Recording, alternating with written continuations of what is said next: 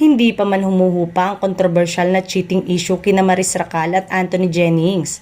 Isang pasabog na chika ang hatid ng showbiz insider na si OG Diaz na may kinalaman sa kapamilya stars na sina Joshua Garcia, Elise Joson at Macoy De Leon.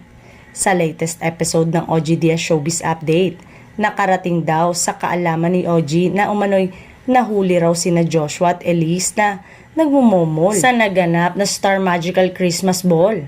Hindi raw makapaniwala si OG nang makarating nga sa kanya na umano'y nakitang nagmumomol daw sina Joshua at Elise habang nasa ballroom ng pa-event ng Star Magic, ang talent or management ng ABS-CBN.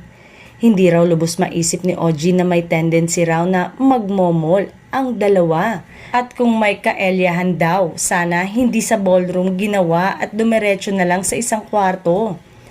Hindi rin daw alam ng source ni OG kung saan na raw dumiretso ang dalawa matapos ang nabanggit na sightings.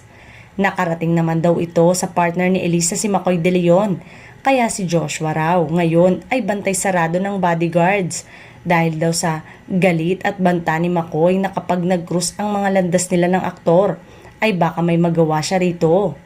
Payo naman ni OG sa lahat ng mga artista, sana raw ay mas maingat pa sila sa mga kilos nila dahil anumang mga nagagawa nilang mali ay maaaring ikasira ng kanilang mga karir.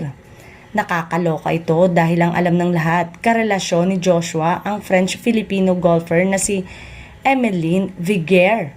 Sina Macoy at Elise naman ay nagkabalikan at may anak na rin naman sila na si Baby Feliz.